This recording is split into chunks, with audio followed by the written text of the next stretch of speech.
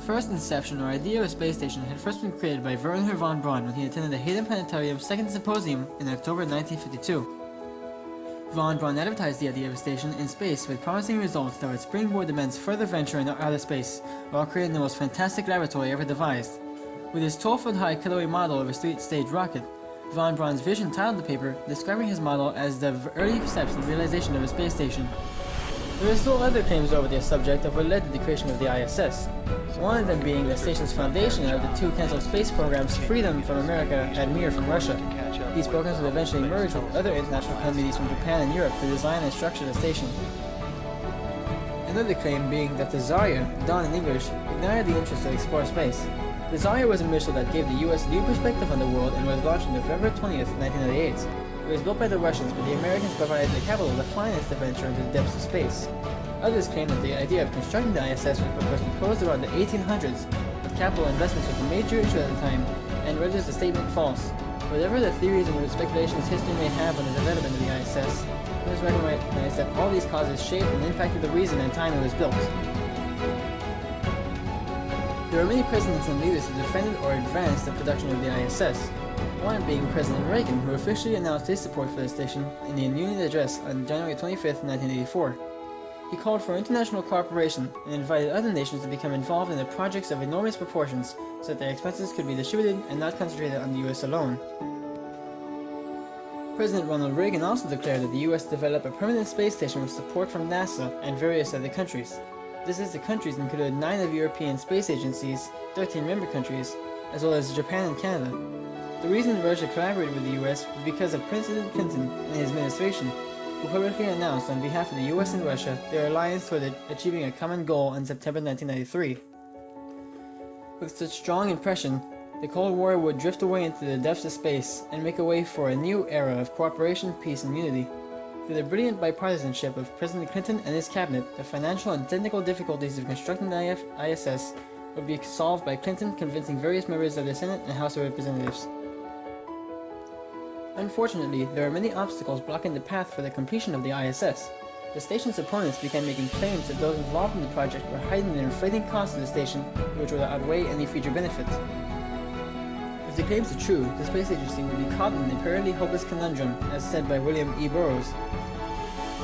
The agency responded with simplification of the station when threats of a shrinking budget were made by Capitol Hill, and even threatened by Robert Rowe, the chairman of the House Science, Space, and Technology Committee, and he complained that he had the guts to ask Congress to shut the program down for good, and he almost succeeded in June of 1991 when Congress voted 240 to 173 to appropriate $9.9 billion for the next fiscal year. Luckily, President George Bush declared veto on any vote that tried to kill the station.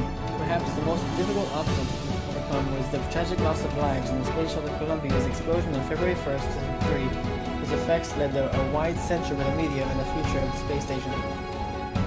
Some of the goals of the space station include a desire to improve life on Earth. Labs in the ISS are unique for their spatial environment, which would expand man's knowledge of physical science, manufacturing, and medical technology. Another goal of the ISS was to act as a stepping stone into mankind's journey to other planets, namely the planet Mars, and if such a legacy was funded by the ISS, then no one could even question its existence above the Earth.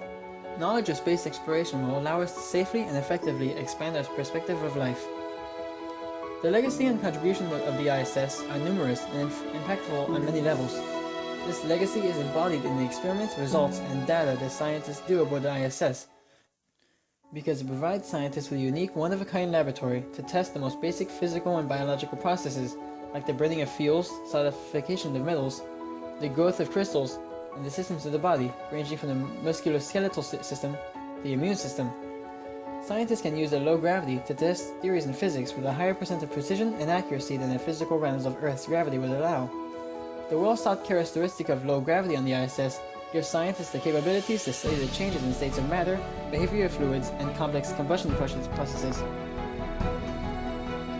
These studies would have a comprehensive application at the industrial level, from the production of glasses, ceramics, and semiconductors to metal alloys and polymers. The study on combustion would have a prosperous effect on the economic and environmental benefits throughout the world, since it's used to produce 85% of Earth's own energy. Low gravity also reaps benefits from within the sphere of biological sciences because orbital research enhances the ability to describe proteins, enzymes, and viruses at the molecular level, in turn mobilizing scientists and researchers alike to develop new drugs and vaccines at a faster and more efficient rate. There will be new information to be gained on account of human physiology in space, as in the way the body's lungs and heart function, the growth of loss of muscles and bones, and how the change in gravity affects the perception and cognition of the human mind. The legacy of the station shows the possible obstacles and limits of our human bodies will face with the travel of humanity throughout the new body of ocean that is space. The hurdles of space within the ISS gives man the chance to solve the dilemma of slow growth of muscles and bones, leading the further research on the human body to grow them faster. There are drugs and therapies being developed to combat the effects of gravity on the human body and possibly even reverse them. As an outcome, it will have major consequences for aging on Earth. The ISS's presence in space leaves a direct initiative to get groundbreaking research so humanity can ascend from the platform of the Earth to the greatest stages of the universe. Under the leadership of the United States, countries across the globe work on the development of Phase 1 from March 1995 to May 1998, where both NASA and the Russian Space Agency began to test the operational concepts of the ISS. Phase 1 used assets from the US shuttle orbiters and the Russian Mir complex to get a joint space experience. In Phase 2, the United States funded the spacecraft development, while the Russians funded booster and launch services. Within Phase 3 for the ISS, the plan involved increasing the power supply to increase the station's scientific capabilities. This involved 13 US, 8 Russian, 2 European, 1 Japanese, and 2 Japanese-American assembly flights for the addition of new international laboratories.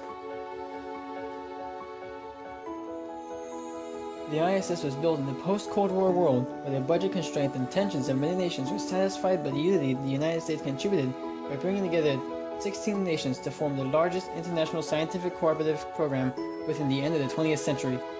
The United States acted as the gravitating factor that brought together 16 nations and 6 space agencies in the inspiration of the next generation of future scientists, entrepreneurs, explorers, and engineers.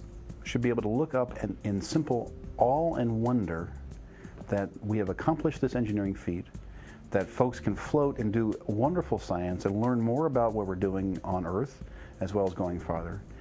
And the third thing I would say is it provides a goal, maybe an inspiration for the children to be able to want to contribute to our future.